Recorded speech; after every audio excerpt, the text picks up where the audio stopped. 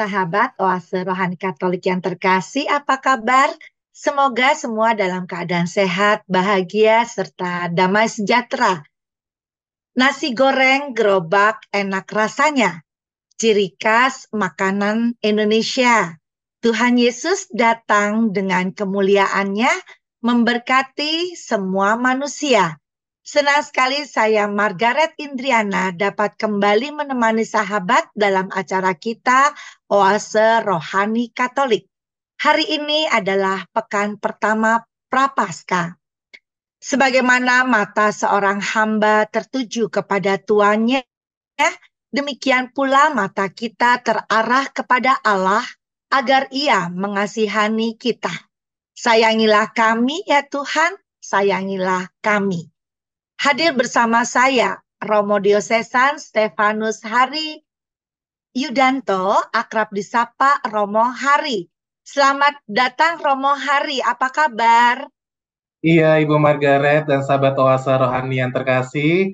Terima kasih, saya kabar baik dan senang bisa berjumpa dan menyapa Bapak dan Ibu sahabat Oase Rohani Katolik yang tercinta. Puji Tuhan, terima kasih Romo Hari sudah mau bersama dengan kami berbagi inspirasi untuk kami. Selamat, baiklah sahabat, kita akan memulai acara Oase Rohani Katolik ini dengan doa pembuka yang akan dipimpin oleh Romo Hari. Baik, mari sahabat Oase Rohani Katolik yang terkasih, kita buka dengan doa dan curahkan kepada kami semua. Kami bersyukur atas rahmat kesehatan dan juga atas segala berkat-Mu yang Kau berikan kepada kami semua. Pada kesempatan hari ini kami akan merenungkan kembali sabda-Mu, secara khusus di dalam masa Prapaskah ini, agar senantiasa kami ikut ambil bagian dalam merenungkan sengsara, wafat, dan kebangkitan Putra-Mu Yesus Kristus.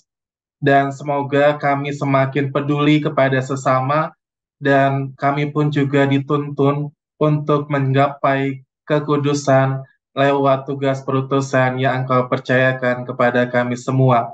Maka ya Tuhan, kami mau menyerahkan seluruh rangkaian acara ini hanya ke dalam tangan-Mu dengan pengantaran Yesus Kristus, Tuhan dan pengantara kami. Amin. Amin. Dalam nama Bapa dan Putra dan Roh Kudus. Amin. Amin. Sahabat Oase Rohani Katolik yang terkasih, pada kesempatan ini saya akan membacakan bacaan pertama dari kitab Imamat bab 19 ayat 1 sampai 2, dilanjutkan ayat 11 sampai 18. Tuhan berfirman kepada Musa, "Berbicaralah kepada segenap jemaah Israel dan katakanlah kepada mereka, Kuduslah kamu, sebab aku, Tuhan Allahmu, kudus. Janganlah kamu mencuri, janganlah kamu berbohong, dan janganlah berdusta seorang kepada sesamanya.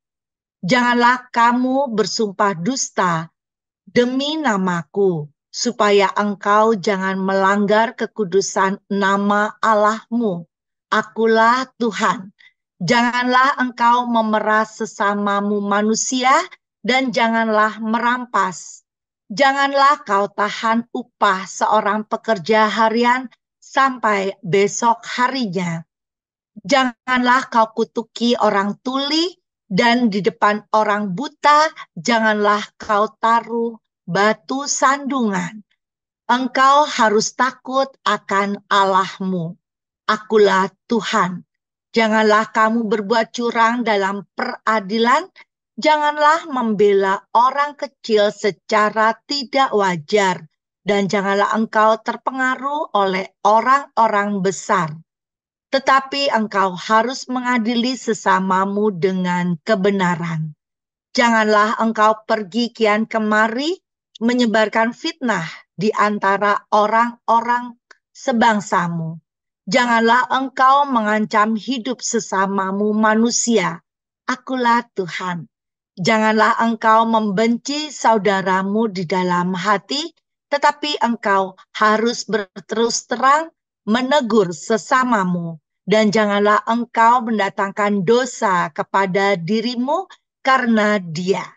Janganlah engkau menuntut balas dan janganlah menaruh dendam terhadap orang-orang sebangsamu, melainkan kasihilah sesamamu manusia seperti dirimu sendiri. Akulah Tuhan. Demikianlah sabda Tuhan. Syukur kepada Allah. Sahabat Oase Rohani Katolik yang terkasih, marilah kita tanggapi bacaan pertama dengan Mazmur tanggapan. Sabdamu ya Tuhan adalah roh dan kehidupan. Sabdamu ya Tuhan adalah roh dan kehidupan. Taurat Tuhan itu sempurna, menyegarkan jiwa. Peraturan Tuhan itu teguh, memberikan hikmat kepada orang bersahaja. Sabdamu ya Tuhan adalah roh dan kehidupan. Titah Tuhan itu tepat, menyukakan hati. Perintah Tuhan itu murni, membuat mata ceria. Sabdamu ya Tuhan adalah roh dan kehidupan. Takut akan Tuhan itu suci, tetap ada untuk selamanya. Hukum-hukum Tuhan itu benar, adil selalu. Sabdamu ya Tuhan adalah roh dan kehidupan. Mudah-mudahan engkau sudi mendengarkan ucapan mulutku dan berkenan akan renungan hatiku, ya Tuhan, gunung batu dan penebusku. Sabdamu ya Tuhan adalah roh dan kehidupan.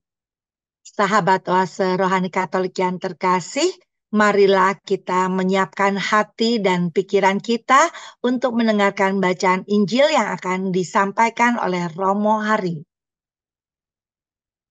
Terpujilah Kristus Tuhan, Raja mulia dan kekal.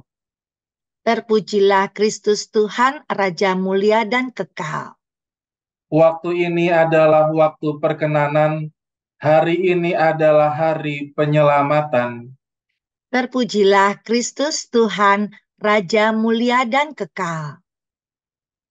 Tuhan bersamamu. Dan bersama rohmu, Inilah Injil suci menurut Matius. dimuliakanlah Tuhan. Yesus berkata kepada murid-muridnya, apabila Anak Manusia datang dalam kemuliaan dan semua malaikat datang bersama-sama dengan Dia, maka Ia akan bersemayam di atas tahta kemuliaannya. Lalu semua bangsa akan dikumpulkan di hadapannya, dan Ia akan memisahkan mereka seorang daripada seorang, sama seperti gembala memisahkan domba dari kambing. Ia akan menempatkan domba-domba di sebelah kanannya dan kambing-kambing di sebelah kirinya. Lalu raja itu akan berkata kepada mereka yang di sebelah kanannya, mari, hai kamu yang diberkati oleh Bapa-Ku, terimalah kerajaan yang telah disediakan bagimu sejak dunia dijadikan. Sebab ketika aku lapar, kamu memberi aku makan. Ketika aku haus, kamu memberi aku minum. Ketika aku seorang asing, kamu memberi aku tumpangan. Ketika aku telanjang, kamu memberi aku pakaian. Ketika aku sakit, kamu melawat aku. Ketika aku di dalam penjara, kamu mengunjungi aku. Maka orang-orang benar itu akan bertanya kepadanya, Tuhan, bila manakah kami melihat Engkau lapar, dan kami memberi Engkau makan, atau haus, dan kami memberi Engkau minum? Bila manakah kami melihat Engkau sebagai orang asing, dan kami memberi Engkau tumpangan, atau telanjang, dan kami memberi Engkau pakaian? Bila manakah kami melihat Engkau sakit, atau dalam penjara, dan kami mengunjungi Engkau? Maka raja itu akan menjawab mereka, aku berkata kepadamu, sesungguhnya segala sesuatu yang kamu lakukan untuk salah seorang dari saudaraku yang paling hina ini, kamu telah melakukannya untuk aku. Dan ia akan berkata juga kepada mereka yang di sebelah kirinya, enyahlah dari hadapanku, hai kamu orang-orang terkutuk, enyahlah ke dalam api yang kekal, yang telah disediakan untuk iblis dan malaikat-malaikatnya. Sebab ketika aku lapar, kamu tidak memberi aku makan. Ketika aku haus, kamu tidak memberi aku minum. Ketika aku seorang asing, kamu tidak memberi aku tumpangan. Ketika aku telanjang, kamu tidak memberi aku pakaian. Ketika aku sakit dan dalam penjara, kamu tidak melawat aku. Lalu mereka pun akan bertanya kepadanya, Tuhan, bila manakah kami melihat engkau lapar, atau haus, atau sebagai orang asing, atau telanjang, atau sakit, atau dalam penjara, dan kami tidak melayani engkau? Maka ia akan menjawab mereka, Aku berkata kepadamu, sesungguhnya segala sesuatu yang tidak kamu lakukan untuk salah seorang dari saudaraku yang paling hina ini, kamu tidak melakukannya juga untuk aku. Dan mereka ini akan masuk ke tempat siksaan yang kekal, tetapi orang benar masuk ke dalam hidup yang kekal. Demikianlah sabda Tuhan. Terpujilah Kristus. Sahabat Oase Rohani Katolik yang terkasih, marilah kita mendengarkan inspirasi yang akan disampaikan oleh Romo Hari. Romo Hari, bacaan hari ini cukup panjang, baik yang bacaan pertama maupun bacaan Injil. Inspirasi apa yang ingin Romo sampaikan untuk Margaret dan juga sahabat Oase Rohani Katolik, Romo? Iya, baik. Ibu Margaret dan sahabat Oase Rohani Katolik yang terkasih, kita sudah sampai pada masa Prapaskah ya, masa di mana kita mau kembali merenungkan dan merefleksikan kehidupan kita. Ada satu hal yang setidaknya saya mau ajak untuk sahabat terkasih, untuk kita merenungkan bagaimana kita mau peduli kepada sesama. Salah satu inspirasinya kita bisa lihat dari bacaan Injil yang kita baca dan kita renungkan. Tadi dikatakan bahwa orang-orang itu ya pada pengadilan terakhir akan dipisahkan gitu ya antara kambing dengan Kambing sama domba. domba ya, Romo? Iya, nah ini menarik ya. Bagaimana ketika kita mengkontemplasikan, merenungkan ya, yang di sebelah kanan ini domba, kemudian dikatakan bahwa ketika mereka melakukan untuk orang-orang yang paling hina, ketika sedang sakit, ketika sedang kelaparan, ketika mereka mengunjungi orang dalam penjara, ya mereka melakukan itu. Ya, jadi ini menjadi tanda bahwa orang-orang yang peduli kepada mereka yang senantiasa membutuhkan pertolongan. Nah, tapi sebaliknya, ya ada juga orang yang di golongan sebelah kiri nih yang dikatakan seperti kambing itu ya, bahwa ketika mereka kurang peduli, nah ini Bu Margaret kuncinya adalah mereka itu tahu, tetapi tidak melakukan. Ya, maka di situ dikatakan bahwa Tuhan kapan saatnya ketika aku melihat engkau. Nah, dikatakan bahwa raja itu berkata bahwa ketika aku sakit, kamu tidak mengunjungi aku, ketika aku kelaparan, kamu tidak memberi aku makan, ketika aku kehausan, kamu tidak memberikan aku minum, dan seterusnya. Maka poinnya di sini yang penting adalah bahwa sebenarnya yang orang-orang yang dikatakan di golongan sebelah kiri ini tidak melakukan kejahatan yang besar seperti membunuh dan seterusnya, tetapi satu kata kuncinya, mereka tidak peduli pada saat-saat mereka membutuhkan pertolongan. Nah, ini mungkin menjadi permenungan untuk kita ya, apalagi di masa Prapaskah ini, apakah saya peduli kepada orang-orang yang membutuhkan bantuanku? Apakah aku abai ya? Aku melihat tetapi tidak melakukan, atau juga seperti yang kita renungkan arah dasar Keuskupan Agung Jakarta, apakah aku cukup solider ya? Ini juga kata yang terus-menerus kita renungkan, solidaritas, empati kepada mereka yang membutuhkan. Mungkin itu dulu ya, saya mau memberikan eh, inspirasi mengenai makna kepedulian yang boleh kita lakukan kepada sesama kita. Iya, terima kasih Romo atas inspirasinya untuk Margaret dan juga sahabat Oase Rohani Katolik. Dan di sini kita dalam masa Prapaskah yang pertama ini kita benar-benar disiapkan hati kita supaya kita bisa eh, bersama-sama menyiapkan untuk masa Paskah nanti. Romo, kalau kita lihat Romo tadi soal kepedulian, seringkali mata fisik kita melihat, tetapi eh, kita tidak melakukan aksi, lalu hanya mulut kita, aduh kasihan ya. Nah, mungkin itu kali ya maksudnya Romo ya, bahwa Tuhan itu hadir dalam sesama kita. Mungkin nggak usah jauh-jauh Romo, kalau sekarang kita lihat makanan itu dalam bentuk Grab food gitu Romo.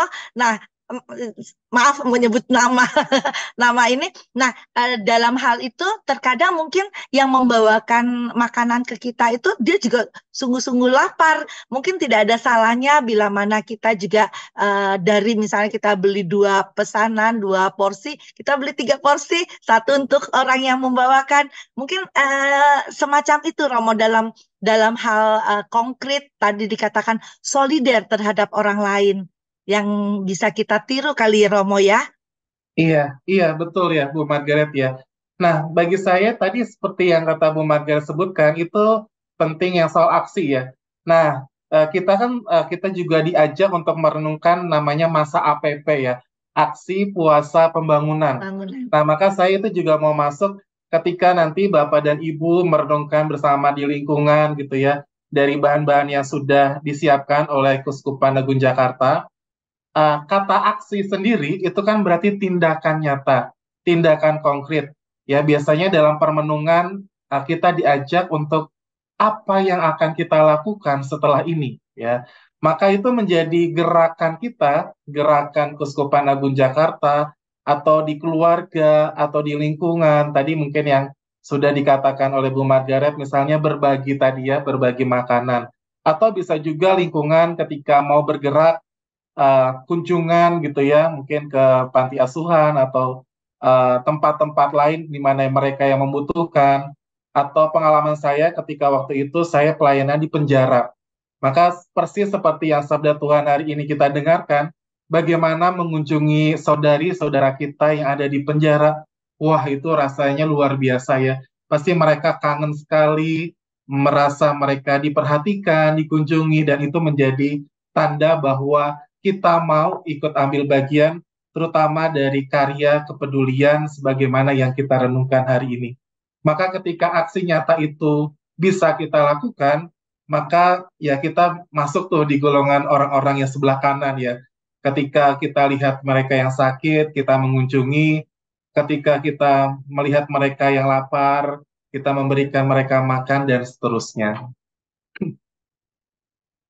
Iya, baik Romo, sepertinya kita nanti di sesi yang kedua kita akan membahas lebih lanjut mengenai hal-hal konkret. Wah, saya sudah tidak sabar lagi mau mendengarkan pengalaman-pengalaman Romo dalam eh, hal-hal konkret yang bisa kita lakukan terhadap sesama kita, sehingga kelak kita akan berada di sisi kanan Bapa di surga. Baik, sahabat Oase Rohani Katolik yang terkasih, kita sudahi dulu di sesi yang pertama ini. Kita akan lanjutkan pada permenungan yang berikutnya.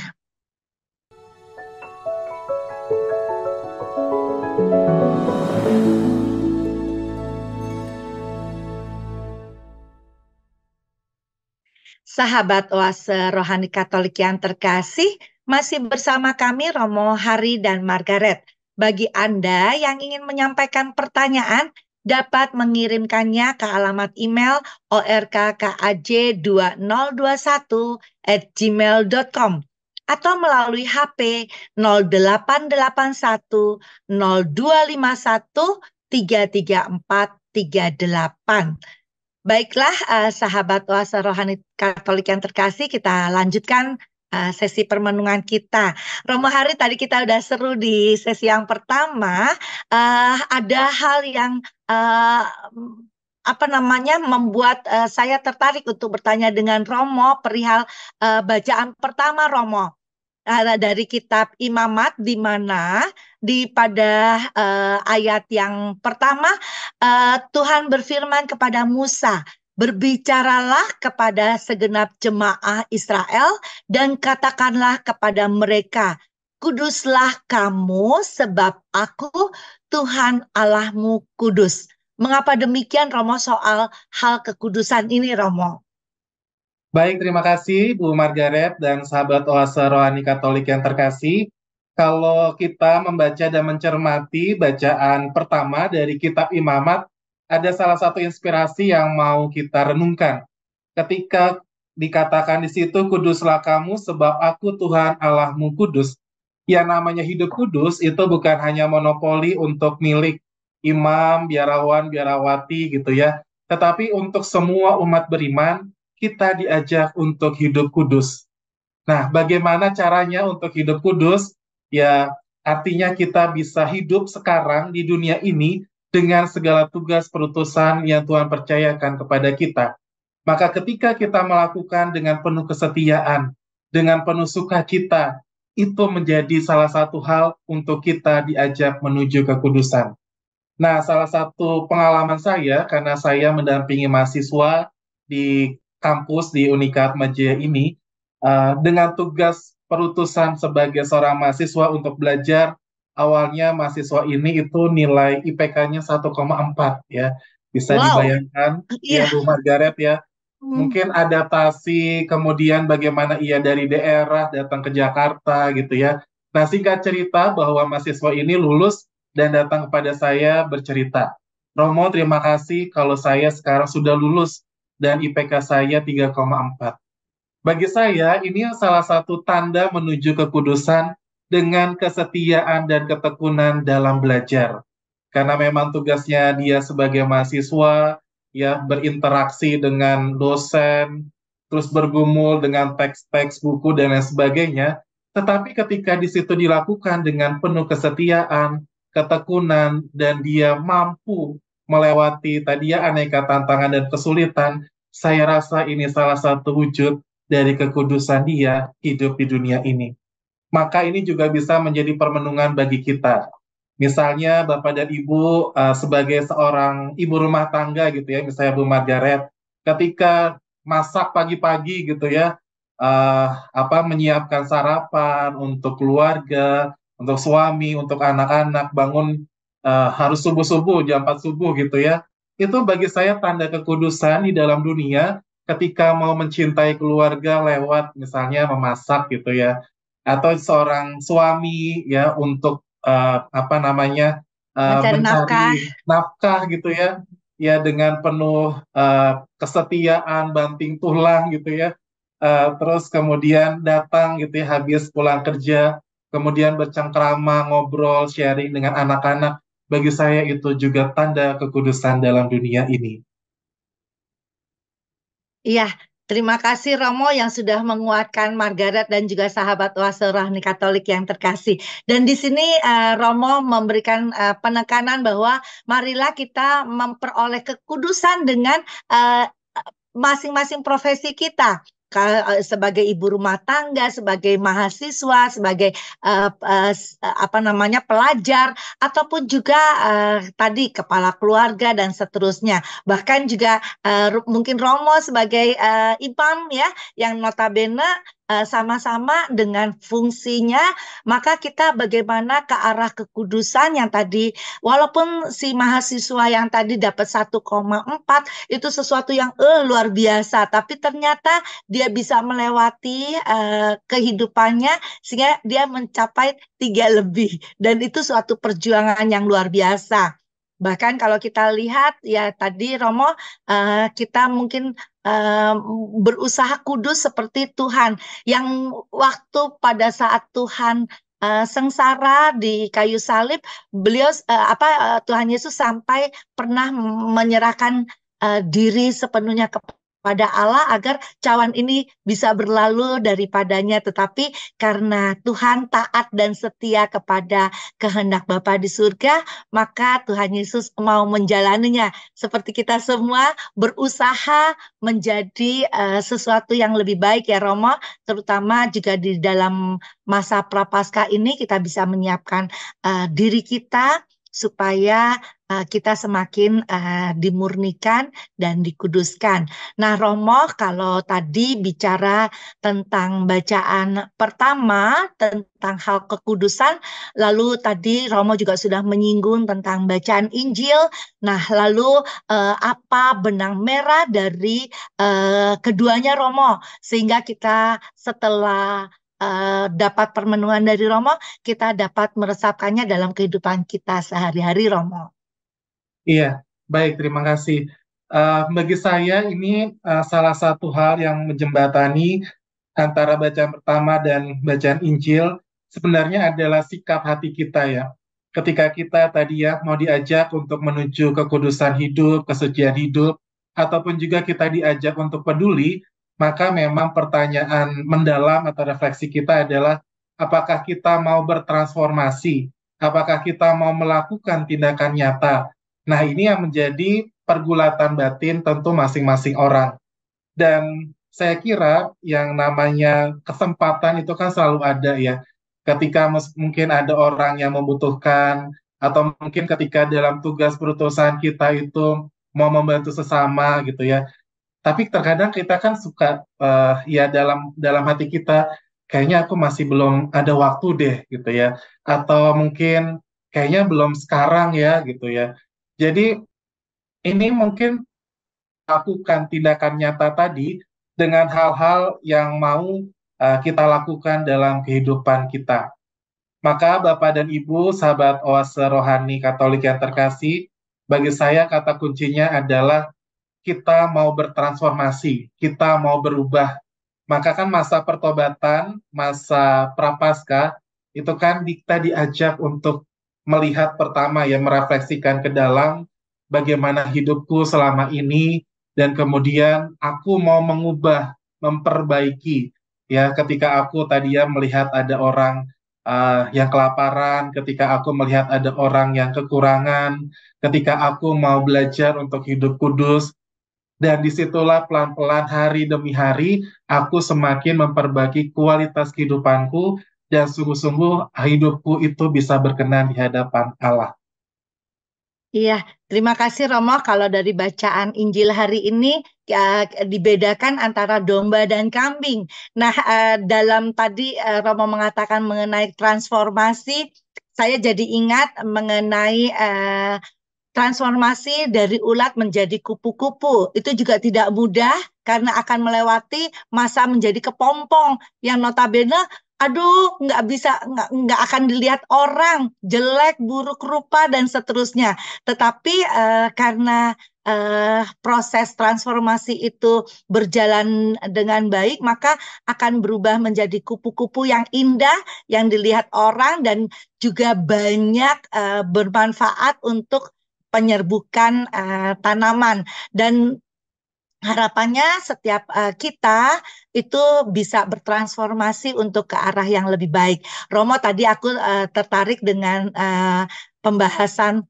Romo mengenai pengalaman Romo di apa namanya pelayanan di penjara Romo. Bisa dikatakan orang-orang yang di dalam penjara dia sangat merasa dikucilkan oleh keluarganya, oleh sahabatnya, temannya dan sebagainya. Mungkin ada pengalaman rohani, pengalaman batin yang Romo bisa bagikan kepada kami, Romo. Iya, terima kasih ya. Eh, Sahabat Oase Rohani Katolik dan Bu Margaret, pengalaman saya sebenarnya waktu itu frater, saya diutus. Tapi ya setelah menjadi imam pun juga ikut misa di sana, kemudian memberikan sakramen pertobatan atau sakramen pengakuan dosa di sana. Bagi saya yang tersentuh adalah kadang-kadang mereka itu mendapatkan stigma negatif ya. Entah dengan ya kalau kita mau ngomong perbuatan ya kita sama-sama tahu ya.